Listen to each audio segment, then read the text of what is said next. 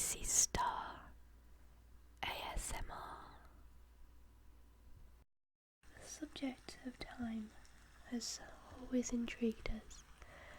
Is it as set as we have always believed, or does time loop back on itself, giving us a glimpse of a shadowy past out of the corner of our eye? Was it just our imagination that made us believe we had seen an object or building change before our very eyes and seem as though we had stepped back into the past? When this happens, we usually shake our heads and put it down to imagination. But over the last few decades, something strange has been happening in or near Bold Street, Liverpool, England. Not just a glimpse at the past, but full immersion into the strange and mysterious world of English history, if only for a few moments at a time. The strange thing about the Bold Street time slips is the actual time and place they are set. In the following cases, the people involved do not go back really far, but seem to visit a particular decade or decades. So far, most of the sightings have centered around the 1950s and 60s. This is strange in itself. Most time travel experiences seem to take the recipient back to the 18th or 19th century, but not in this case. Are these people simply copying each other in their experiences, or are they genuinely taking a step back in time? The answer to this has to take into account whether they are doing it deliberately to get noticed. In other words, are they perpetuating a hoax? Another explanation could be mass hallucination. And, last but not least, they really are experiencing this strange phenomenon. The most important point is, the very first person that had this experience obviously totally believed in what he saw, heard, and felt. So, does time flow like a river, or does it twist and turn, going forward and then sweeping back, picking up the historic events and placing them down in front of you, if only for a few moments? In this first tale, we find Frank and his wife out for a stroll in Liverpool town centre. It is 1996. His wife decided that she wanted to go and buy a book at Waterstones, the large bookstore, and they started to walk towards the area of the shop. As they approached Bold Street, Frank decided to go to another shop first, but bumped into his friend and stopped to chat in the street. His wife went ahead without him. A few moments later, Frank said goodbye, visited his shop, and turned to go back to meet his wife. After reaching Bold Street, he headed on towards the bookstore. As he approached, he glanced up and was surprised to see the name Cripps above the door. As he was about to cross over to see what was going on, a van swept past him with the name Cardins on the side. The van driver honked his old-fashioned horn and drove past. Looking around, Frank suddenly realised that things were not quite what they should be. He looked at the cars driving past and realised that they were all old-fashioned vehicles, such as people would drive back in the 50s and 60s. And then he noticed the people. Men were wearing hats and macks, and the women were dressed in headscarves, full skirts, and had old-fashioned hairstyles such as women wore just after the war. By this time, Frank was beginning to feel slightly freaked out. He carried on crossing the road and headed towards the store. As he got closer, he noticed in the window there were handbags, shoes, and umbrellas. Suddenly he saw a young woman looking up at the shop sign. She looked confused. She was wearing modern clothes, and as she saw him approaching, she smiled at him. Frank went into the shop, closely followed by the young woman. When they entered, he was surprised and pleased to see that it had indeed turned back into a bookshop. The young woman smiled, shook her head, and said, "That was strange. I thought it was a new clothes shop." And she walked away looking extremely puzzled. This may sound an unlikely tale, but the odd thing about it is that Frank was in fact a former police officer who was used to dealing in facts, and definitely wasn't the type of person who would believe in the paranormal.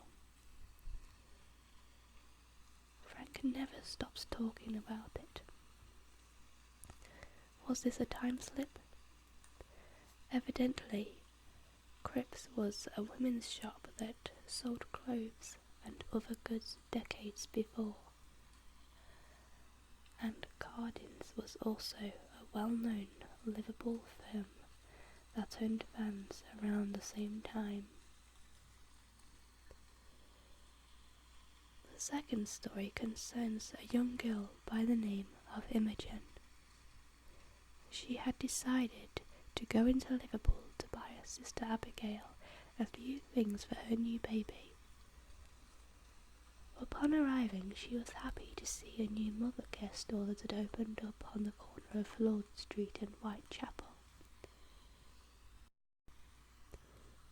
She wandered around the store and picked up a few baby items such as cardigans, baby bibs, and gloves.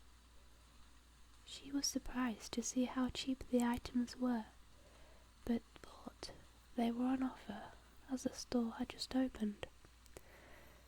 Taking them to the counter, she tried to pay with her credit card.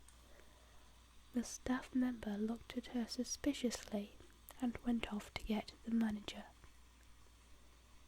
When she came back, she looked at the card and told Imogen that they didn't take cards. So, disappointed, Imogen went and put the items back as she hadn't any money with her.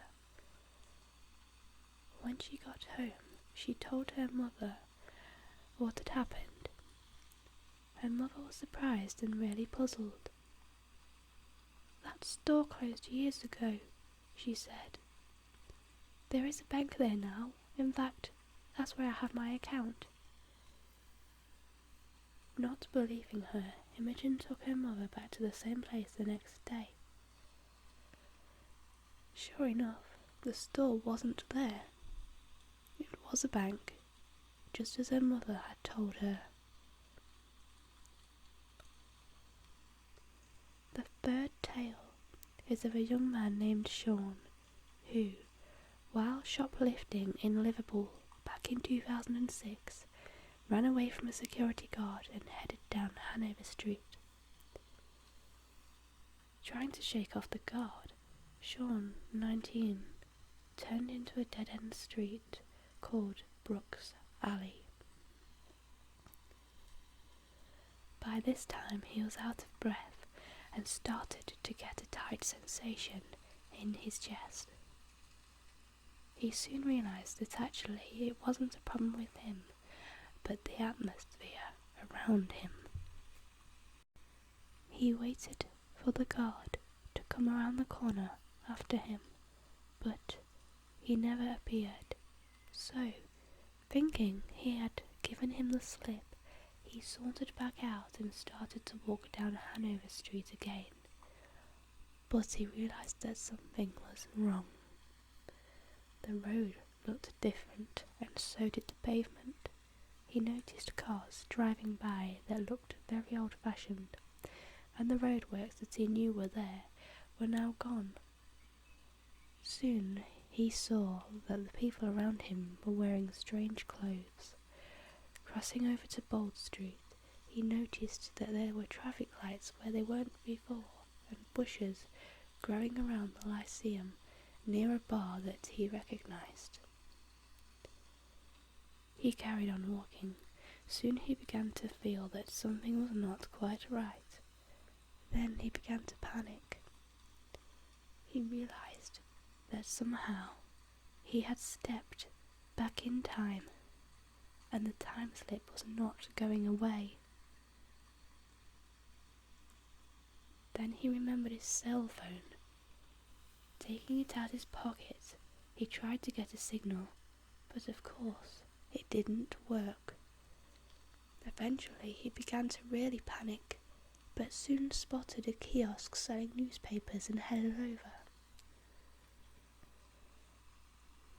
Leaning over the stand, he took a look at the front page of the Daily Post. There in bold lettering was the date, 18th of May, 1967. He wondered what to do. What happens if he can't get back to his own time? What about his family and friends? So, speeding up his pace, he reached H. Samuel, the jeweller's, and tried his phone once again. This time it worked. Sighing with relief, he looked around and realised that he had returned to the present. But the strange thing was, he could still see, down the end of the road, people still walking around in 1967. By this time, Sean had seen enough and dived onto a bus to go home. When he was interviewed by the local newspaper later, he stated over 4 times the exact account. Now, you may think that Sean was making the story up to escape from the guard, but the strange tale didn't end there. When the security guard was interviewed, he stated that when he ran after Sean and turned down the dead-end alley after him, he said that Sean had completely disappeared. When the newspaper checked out the facts of Sean's story, they found that everything he said was historically accurate. These 3 stories are just the tip of the iceberg. There are many tales from around Liverpool that tell of time slips, ghosts and other strange phenomena. The stories keep coming thick and fast, and of course, the more tales, the more likely people start to believe that they are all being made up, or as the saying goes, urban tales. So, what do you think? Real life time slips, imagination, mass hallucination, or purely tales that have started out as fun, but have turned into the greatest urban legends of all time? There are so many cases concerning Bold Street and just about anywhere else in Liverpool that maybe, just maybe, they're all living on top of the biggest time slip phenomena in the world.